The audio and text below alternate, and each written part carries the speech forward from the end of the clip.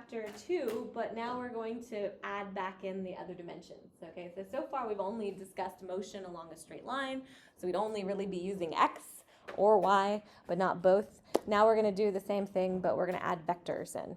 Okay, so just an overview of what we're going to be talking about. We'll start with the position and velocity vectors and sort of redefine what those mean. Then we'll talk about the acceleration vector, and then we'll start with projectile motion, which is, I think, the lab we're going to do next week. And then we'll talk about circular motion, which is a little bit different, and then relative velocities, which is sort of the, introduction to relativity, just to give you sort of a baseline knowledge of what's going on. So we'll start with position and velocity vectors. If we have displacement in 2 dimensions, that means we can represent that with vectors. Now, this is our full displacement vector, okay? But if we want to break that down, we can break it into x and y. And we spent some time in the first chapter talking about the mechanics of how we actually do that in math, okay? So remember, if we have a resultant vector, it's just the sum of our other 2 vectors. So if we have displacement in 2 dimensions, right, we can pick any 2 points. A displacement vector, so this would be our initial position vector and our final position vector. You can represent position as vectors as long as you go from the origin. Our change in position or our displacement would be the difference between those 2 vectors. If you remember your vector addition and subtraction, that should work. It's like a visual vector addition or subtraction. And then if you wanted to plot these things, right, in the y direction, we have something that looks like this. So if we have something that we throw, like these poor Post-it notes are getting a lot of exercise, but if we throw something like this, in x and y, the motion looks like this, okay? If you plot y versus time, it's going up and then it's going down. If you plot x versus time, it's just going in one speed. Now, why is this one curvy and this one's not? What's the acceleration in the y direction? Negative 9.8. What's the acceleration in the x direction? 0, right? Since you only have acceleration in the y direction, you get a parabolic position graph, because remember, constant acceleration means velocity looks like this, means position looks like this, okay? But you don't have any acceleration in the x direction, so that means when we split this into x and y, the x has an acceleration that's 0, which means the velocity is constant, which means the position is linear, okay? So just looking at that from the calculus standpoint. If you want to map these graphs onto each other, this is just like a graph in space. Like if you took a picture of this, this is what it would look like. Remember, these are graphed versus time, which is a slightly different concept. So our maximum y is always the peak, right? X final. Here it's over here, because here the x-axis is horizontal. Then we've flipped it up for the position versus time graph, okay? If you look at the slope of the tangent to the trajectory, that's going to give you the direction of your velocity. So this is a position, like just a total graph in space. Over here, if you take the slopes of your tangent lines on the position versus time graphs, those give you your actual velocity, instantaneous velocity. In this case, it gives you your whole velocity. In this case, it just gives you your velocity at that point, right? Because remember here, because we're constant, you have the same thing as the slope. Okay, if we talk about velocity in 2 dimensions, that means we can represent it as a vector. Now we know the average velocity is just defined as the change in position or the displacement over the change in time. And the full definition of velocity is just the derivative of position with respect to time. You'll notice I used s earlier, and now we're using r. It's just a placeholder variable because it can be x, y, or z, or it can be r, theta, or phi. It depends on what system we're using, but we just plug in whatever our dimensional coordinates are for those places, okay? So in this case, if we're doing 2 dimensions and it's Cartesian, you would have the derivative of x with respect to t in the x direction and the derivative of y with respect to t in the y direction, okay? And what that looks like is if we have velocity here, then we can break it into x and y, and this one would be dx dt and dy dt, all right? This is, and of course, we went over this in the math section, but just as a review, you can break this into v cosine theta and v sine theta. And if you want to go back, you use Pythagorean theorem and tangent inverse to get the angle and the length of the original thing. Okay? Why is this useful? Well, it means that whenever we have motion, like throwing that Post-it note, we can break it up into x and y and treat those equations completely independently. The only thing that connects the motion in x with the motion in y is what? Time. Time is the only thing that we have in both equations. So the other thing that means mathematically is those three kinematics equations that we introduced. In one dimension, we have three equations. How many equations do we have in 2 dimensions? We need 3 for x and 3 for y. So how many is that? 6. What if we have 3 dimensions? How many would we have then? 9. Okay, so it ends up being more equations, but usually, like we did here, the y equation for projectile motion is a lot more complicated than the x equation because x doesn't have acceleration. Okay, all right, here is a question.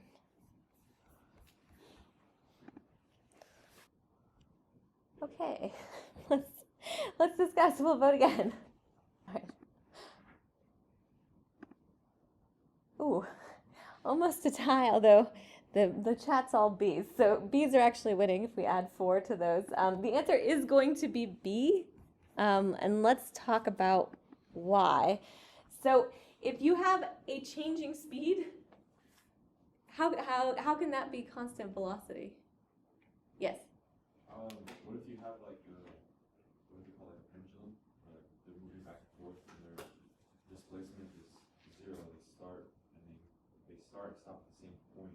They're moving constantly. That means there is always a speed, but it's not a constant speed, right? Because the pendulum, by definition, has to stop and turn around at the ends, right? So the maximum speed's in the middle, and it's 0 at the ends, and then there's changing speed the whole time. So that's both a changing velocity and a changing speed.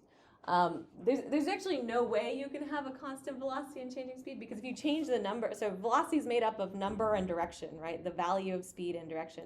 If you change the value, then you inherently don't have a constant velocity. Constant means the same number all the time, okay? What if we ask it the other way, though? I think this is what people were maybe thinking. Can you have a constant speed but a changing velocity? And we'll try that out. So we're mostly thinking yes.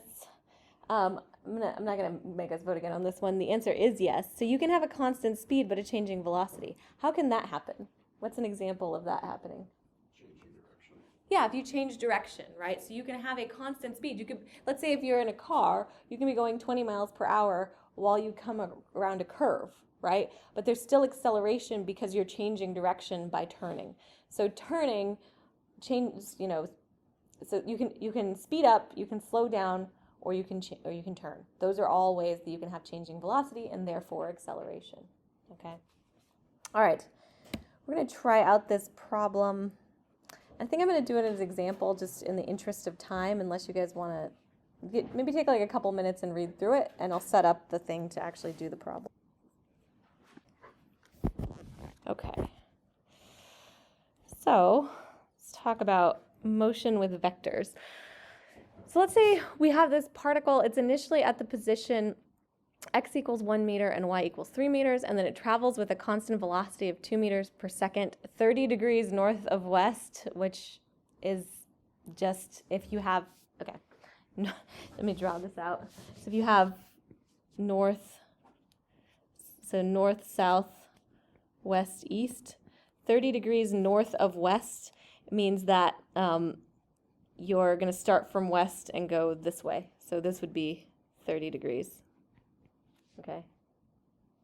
We okay with that? Okay.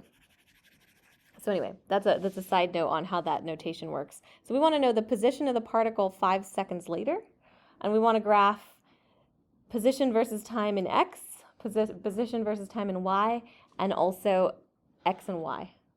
Okay, so we're going to have 3 graphs, and yeah, we're going to try this out. So we'll start by drawing the x versus y graph, I guess. So I'll start that. Oh, I should have pre-drawn these graphs. Okay. Just so you know, when you're doing homework and you have to draw graphs, it's not actually any easier for me to do it. It's just a pain. All right, this is why we have computers. Okay, so we start where? Well, let's first have to make some units. So we need to get to 8, 2, 4, 6, 8. So it's 0, then there's -2, -4. And then 2, 4, 6, 8. So 2, 8, and then 2, oops, that's too close. 2, 4, 6, 8. This is why these things all have graph paper. Okay, so where's our first point? 1, 3. Yeah, so 1 and 3. So x equals 1 and y equals 3, so that would be here. Okay, so this is our 1, 3. And then we know that we have 2 meters per second north of west. So there's a couple different ways we can go about doing that. Okay, what are the ways we could do that? Well, we could draw a triangle, right? We can draw the hypotenuse by knowing the angle, or we can break the velocity into components. Which one do we want to do?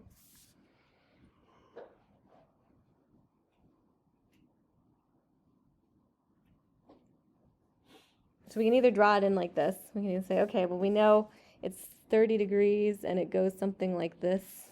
So this would be 30 degrees. And then we can figure out where this final point is, right? Which should be somewhere over here. Is there any way to draw that easily? No, not really. So if we really want to get precise, the best way to do it is to sort of off to the side, we'll draw this vector, this velocity vector. So we know that the velocity vector is v is equal to 2 meters per second, and it's going to be broken into x and y, right? So this would be vx, and this would be vy. So because we know this angle is what? 30 degrees. So that means this is going to be v cosine 30 degrees, right? And this is going to be v sine 30. So 2 cosine 30 degrees, what's that going to be?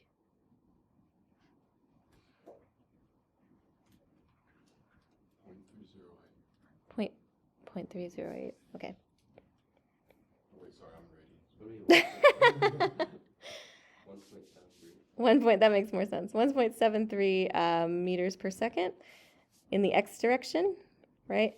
And then this one will be 1, right? 1 meter per second in the x direction. Okay, so those are our two velocities. The other thing we can do is we can say, well, we know that, we'll do the other one too. We know that delta r, right? So the total thing is going to be equal to v delta t.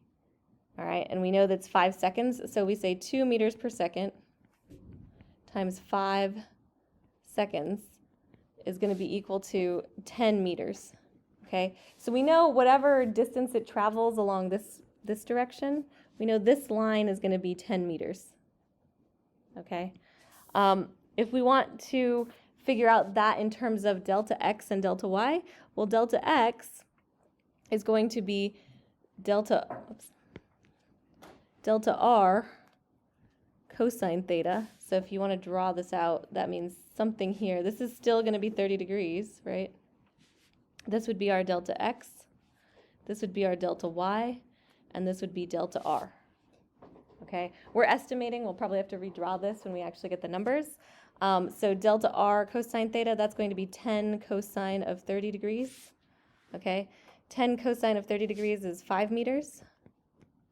And delta y is going to be 10 sine of 30 degrees, which is going to give us, well, in this case, negative 8.7 meters, because you can see it's going to point in the negative direction. Okay, so if we want to redraw this to be correct, we start at 1, 3, and we go over 5. Okay, so where should our new x position be? Is that 5? Wait. 10 sine 30 is 5. And then Oh, those are reversed. I think you have them backwards. Yeah, that's backwards.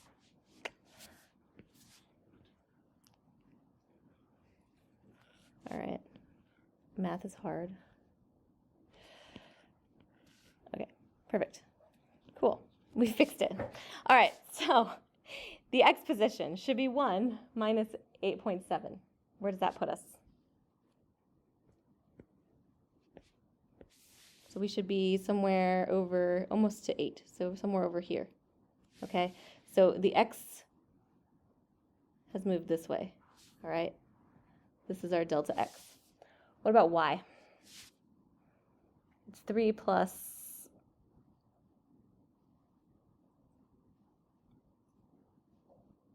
5. 8. 8. So we end up here. Okay. So this is our delta y. All right. So that means our new position should be negative 7.7 and 8. So that's going to be right here. Okay. So when we actually find our new point, it's negative 7.78. And that means this distance right here, this is our delta r. Okay, so we've now plotted this thing on an xy graph. So we know that essentially we start here and we end up here. Okay, so that's this part. I'm going to move this over.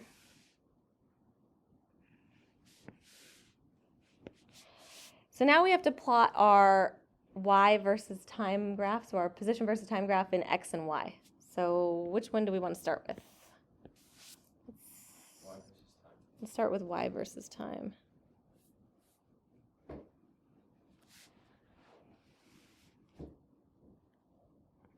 All right, so here's y in meters. Here's time in seconds. We have 5 seconds, so we'll do 1, 2, 3, 4, 5.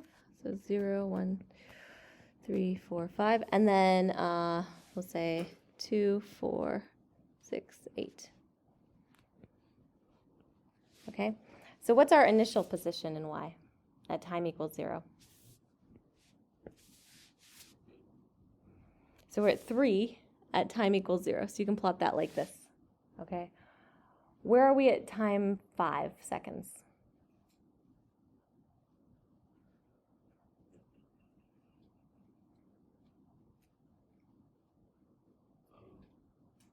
Eight, yes. So we end up at 8. So at 5, we're up here at 8. Okay, so how do we plot the line here? Connect the dots. Also, what should the slope of our line be? 2. We did this over here.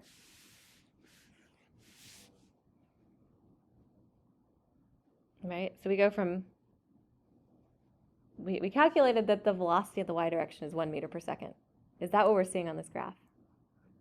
Yeah, because it's rise over run. So we go from 3 to 8, that's 5, over 5 seconds, which is 5. 5 divided by 5 is 1 meter per second. So this has a slope, which is velocity y, of 1 meter per second. Okay, all right. Next we do the x direction.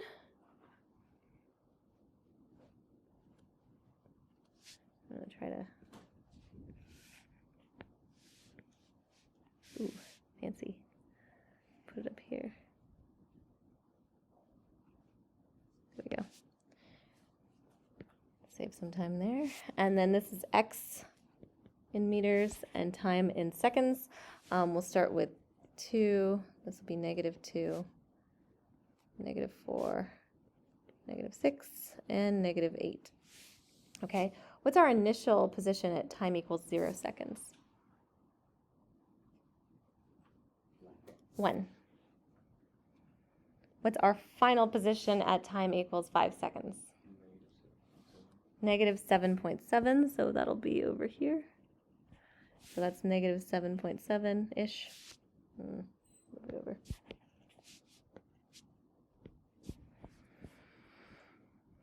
Okay, what do we do to get our line? We know it's linear, so we connect the dots. Oh, badly. There we go. And what's the slope of this one? Yeah, it should be this, right? So this should be negative 1.73 meters per second, and that's our velocity in the x direction, okay?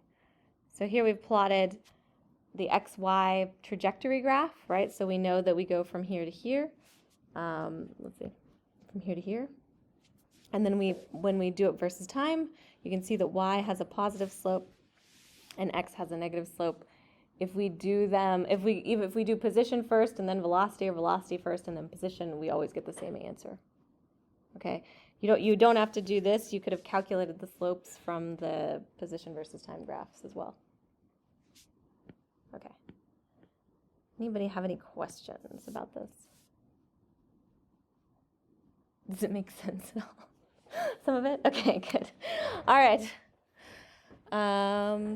Sweet. Everybody okay in the digital world? Let's talk about velocity in two directions. So we already talked about position vectors and displacement vectors. If this is our motion, if the star is the thing that's moving, for each point, we have both a position and a velocity, okay? If we want to figure out our change in velocity, we just add up the vectors, and that gives us our average acceleration. And remember, if we want our instantaneous or our total acceleration, our definition of acceleration, that's just going to be the derivative of velocity with respect to time. But remember, both acceleration and velocity are vectors, so that means they operate independently in x, y, and if we have z,